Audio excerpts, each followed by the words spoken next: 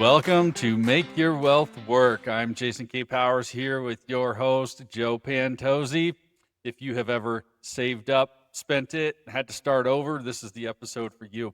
We're talking about thinking long range today and where your money lives and who controls it matters more than chasing the best rate and how to avoid this start-stop cycle that kills growth and so many other things. Joe, how you doing today? I'm doing good. I'm well. I'm glad to see you, and I'm glad we're starting off with something that Nelson talked about all the time, and he would often preface his statement by saying, "Fear not, fear not, fear not.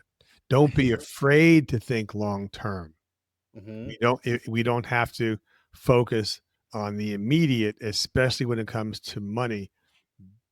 because we tend to be out of balance. Most people are out of balance. They're putting Mm-hmm. too much money into the current, or they're putting too much money into long term. They don't have balance, and they wind up having to steal from one account to cover the other account.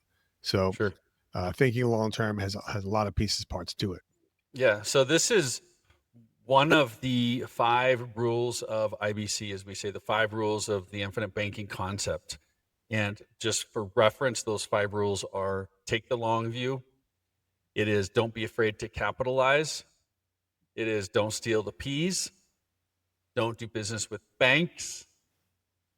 Rethink your thinking. And then we'll get into semantics. There's maybe a 6th one that we could plug in, but we'll save that for another time. So we're going to take this first one, take the long view, as we say, think long range. And what does that mean? What does Nelson mean by that? And what's that mean for you, the listener, in your daily life of choices, financial choices, right? Think long range. When we get into money choices, I think the biggest example is we usually are thinking about immediate returns.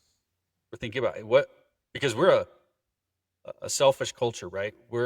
We need it now culture. We're the fast food, fast lane, convenience store kind of culture. And so we're used to thinking that way. We are losing, I think, our ability to think long range with each generation if we're not intentional about bringing it back. I always say, even talking about just generational thinking, there's a need for generational thinking in our lives. Those of us who have families and legacy, and I think each generation, we're not thinking generationally as much. And I would love to see that pivot as a culture a bit more, thinking about what am I doing now that's going to affect my children or grandchildren? Or personally, what am I leaving behind that's going to benefit my children or grandchildren? And so I think in that same light, we come back to now we're talking finances for today in our own life, right here and now. Think long range. We need to be able to, we need to start making financial choices where we can take the long view. Because lots of problems, which Joe, you and I talked about before we started the show, just lots of, let's say, choices that we make individually that affect this long range capability. Well, here's one. The thing that I keep on harping on, and it makes me laugh, but not in a happy way, in an ironic way. It makes me laugh when people are insisting that we tell them, what is your program, right? And your program might include a properly designed life insurance policy in the context of a family banking system, Mm-hmm. in the context of an infinite banking system. What is your program paying currently? Well, that's easy. It's paying nothing because you don't have one. It's paying nothing because you haven't started one. And it's also paying nothing because this is a brand new business that has never existed before. And you have to pay startup costs to get it going. So when you're thinking about asking for what's the rate of return, my analyst, my accountant, whatever has told me I should be looking at what's the internal rate of return. Well, what's the internal rate of return on that Beamer in your driveway? Did you ever figure out what the internal rate of return on that was before you bought it? Have you ever figured out what the internal rate of return is on other programs that you're funding currently for retirement that's 40 years away? Have you looked at the rate of return or the negative rate of return on that bunch, that basket full of credit cards you've got balances on? So So, let's be fair to yourself. So if you're looking for, pick a number. If I'm looking for a 5% rate of return on this program, why are we not asking how much are you losing in that 28% finance charge credit card that you've got a balance of $20,000 on? And wouldn't we earn 28% by getting rid of that balance that we owe somebody else? mhm. Let's put the pieces together. Let's look at the whole picture. And it's important to think long range. Here's another aspect of that. Let's look at all the payments, all the dollars, all the lost opportunity that you're going to incur by maintaining those balances of credit cards over the next 10, 15, 20 years. Because if you don't start doing something radically different, that's what's going to be on your balance sheet 20 years from now, because those balances are not going to get better. Because what happens? People tend to spend more. They tend to go on longer vacations. Mhm. They tend to buy nicer cars. They tend to buy bigger houses. We're Americans. We are putting ourselves into more debt than less debt. So, yes, we absolutely would be foolish not to consider rate of return, but on every financial component of our financial picture. Well, and I like that comment you said about let's look at the whole picture. You know, I think we do this. We talk about this a lot about silo thinking, Yeah. and it's really a matter of let's look at the whole picture, because what am I losing over here on this pile, and what am I making here? Because I have conversations all the time. It is just this. It's what's the rate of return on this, that, or the other, and that's a valid question in and of itself. But let's look at the whole picture. And let's figure out collectively, are you losing so much money in one spot that whatever you are making in this spot is just get eaten alive? Like it doesn't stand a chance. And that's why it's such a crucial question. Listen, I've got to make money over here because I'm losing my shirt on this credit card. Well, Yeah. okay, then we need to fix the problem, Hmm. right? We shouldn't be focused on finding out what kind of a program you guys have that's going to give me X amount of return. We should address the whole person, Hmm. right? And many people don't want to do that, and many people don't want to make hard choices. Hmm. Well, my kid's in 4 different sports, and it costs me $1,500 a month for my kid to be in 4 different sports. Okay, that's a choice you make, Hmm.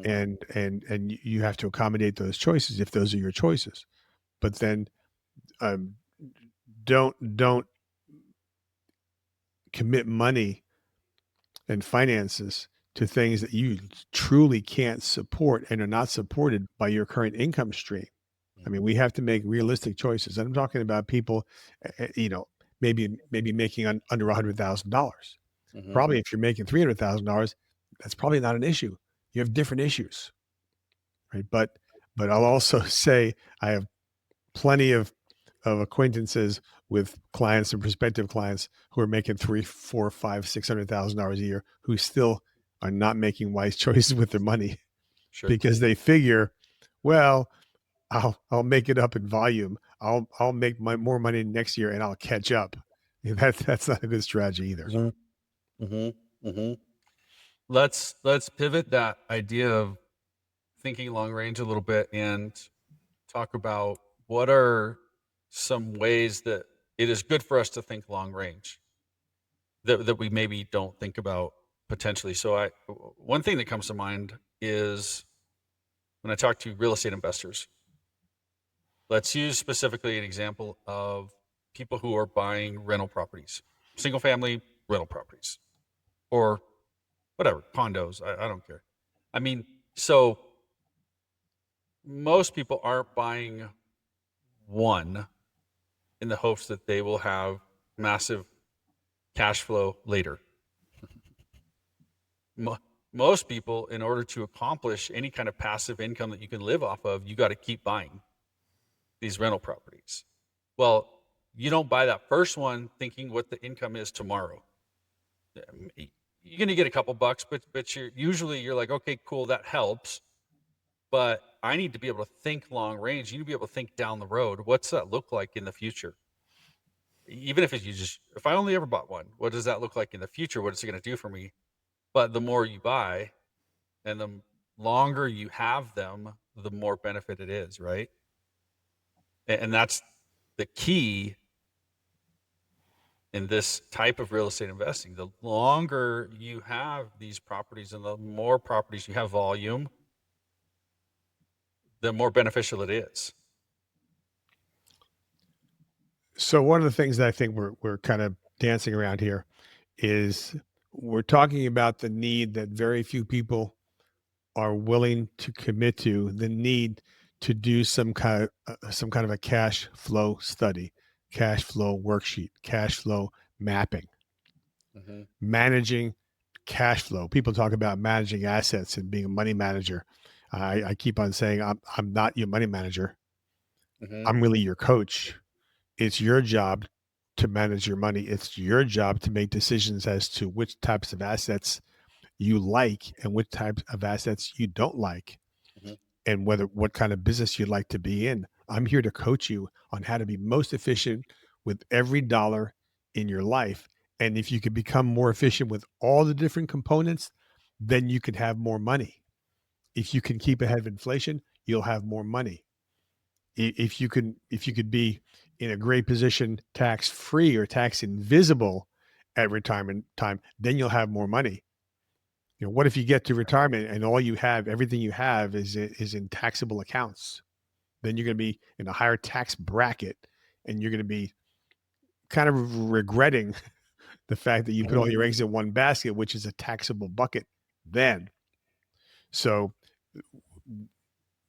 you know, addressing a cash flow control strategy, managing cash flow would be something that I think is important for every person. However you do it, if you ignore it and you ignore the results of this toxic debt, for example, you're going to create a drain, and you're not going to understand it. You're not going to want to deal with it, but it's going to destroy your financial success. Yeah. Yeah. Well, I think there's something to be said about, who said that quote? There's a quote about, if you don't know where you're going, you might not get there. And Sounds like Yogi Berra. yes, Yogi Berra said, if you don't know where you're going, you might not get there. And I love that quote because it's so true, right? I bet before I even heard that quote, it never even occurred to me to think of it like that. I'm like, well, that's rather obvious, but true, but it foils a lot of us, you know? And how many times I sit down with the client and we go through, you mentioned this cash flow worksheet kind of thing. We go through something like this to figure out step one, let's figure out where the money's at. Let's just let's just figure out where it's at right now. No judgments, no opinions, let's just look at the facts and where is the money. And 7 out of 10 times when we get done doing this, the response is, "Oh wow. Oh wow." Because you see it on paper all of a sudden. And there's a surprising number of us that have zero clue where all the dollars are going.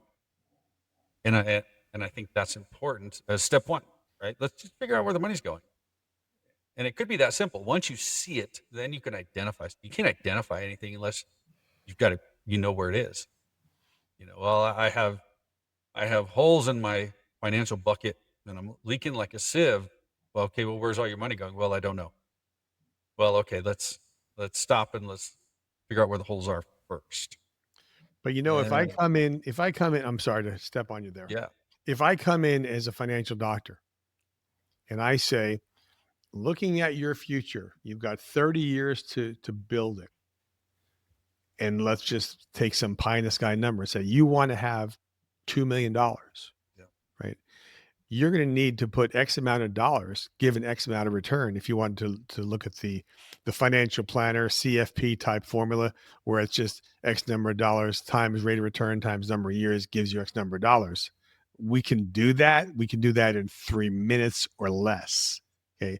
But then what we typically come up against is a client saying, I can't afford that. I'd like to have $2 million, but I can't afford that. Well, because you're letting your current lifestyle squeeze all the life out of your future, right? So if you're looking at not being able to afford to save more than $500 a month, when you get to the other end, you're going to complain about the result that you have. Mhm. But if I were to put a gun to your head and say, you need to save $5,000 a month, and you were able to do it somehow, you would do that kicking and screaming. Think long term. You get to the other end, you're going to have the results of having saved $5,000 a month. And you're going to look back and you're going to say, it kind of hurt. It kind of squeezed me. It kind of surprised me that I was actually able to do that for 20 years Mhm. because you committed to thinking long term. And the thing is, once you get to that pot of gold at the other end, you're going to look back and you're going to say, it really wasn't that hard. Now that it's done, Mhm. it wasn't that hard. But when you're standing here looking up at the mountain, you're going to say, I don't know how I'll ever be able to go to the top of the mountain. Yeah. Well, it's Yeah. because you're looking at the monstrosity ahead of you and thinking that you've got to take one 5-mile leap. You don't.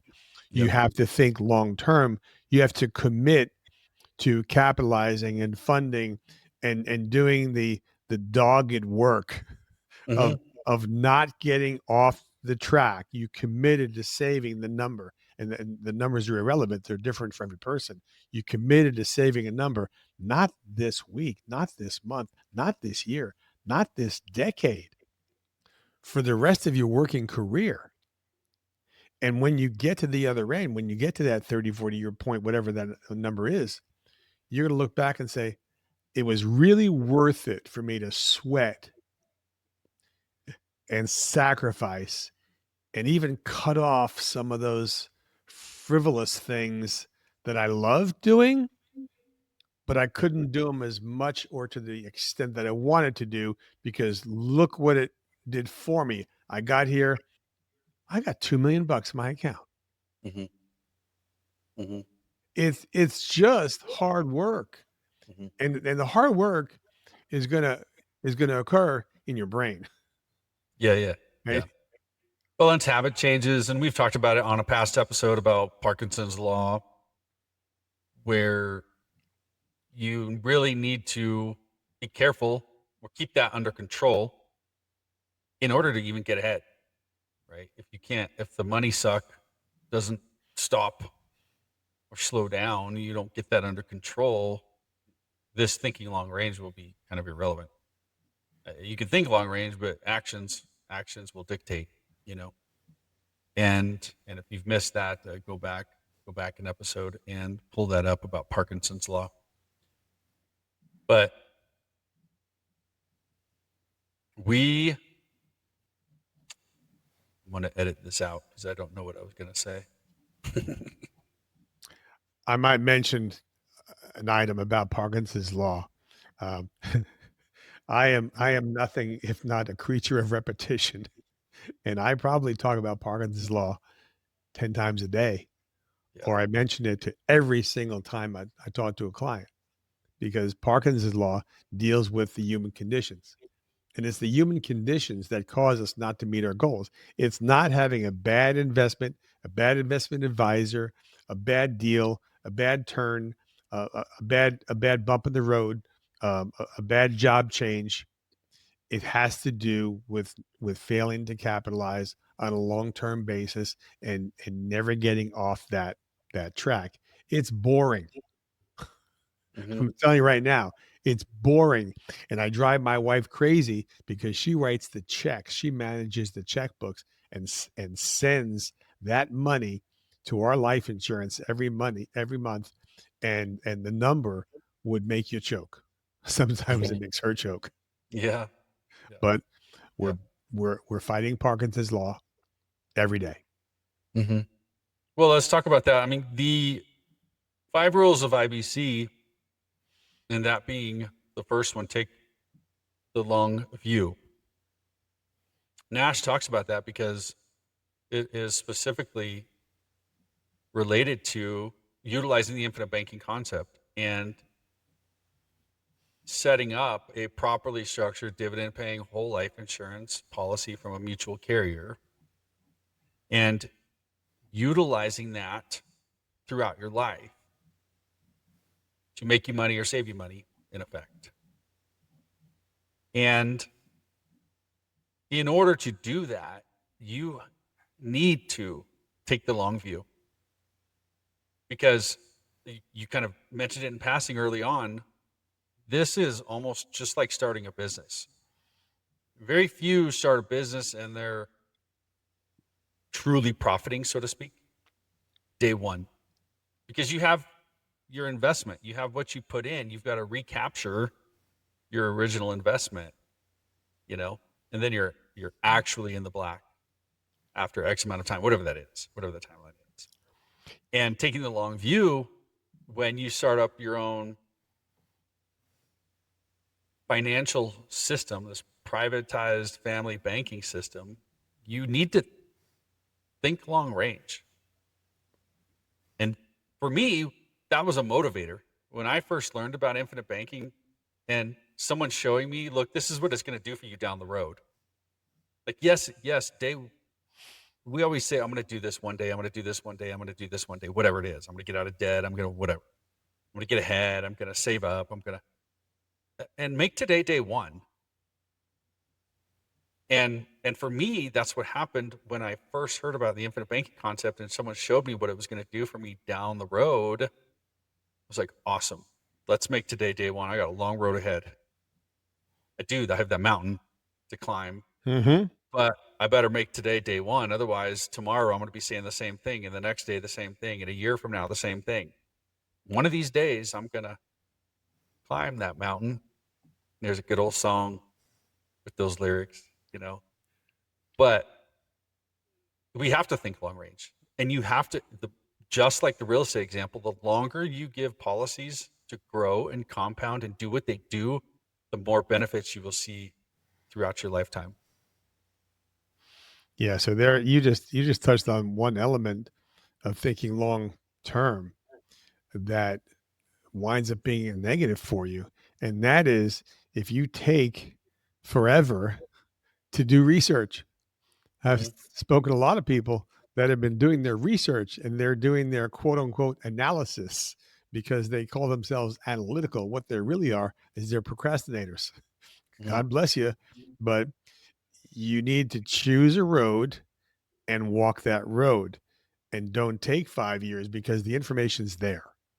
Yeah. If you take a few months to get the information and really devote yourself to educating yourself and absorbing and owning financial literacy, you'll make a decision. There are good people out there. I'm sure there are a handful. I'm being Mhm. facetious. There are more than a few handfuls of of diligent, credentialed, practicing infinite banking professionals to work with.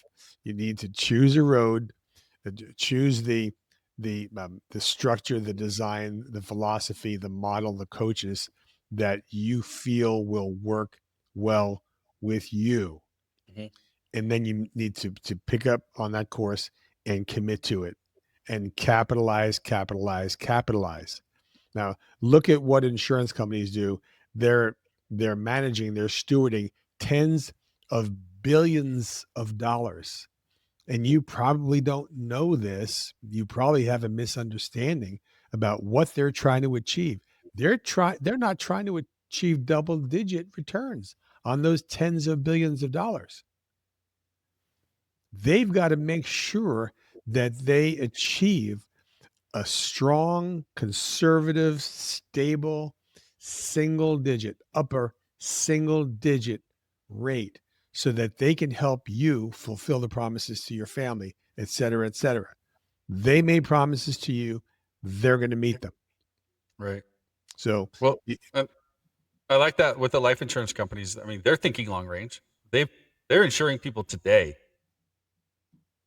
who are going to live 50, 60, 75 more years. They're thinking long range. They're contractually obligated to pay those death benefits, you know? They're And planning on so, kids yeah, having policies today who will live 100 years. yeah, yeah. The thinking long range. And as a side note, for those of you who don't know, I mean, insurance companies like this, mutual carriers for sure, like they have assets equal to their liabilities. Because these are life insurance contracts. These are not like investment products that may or may not be there for you.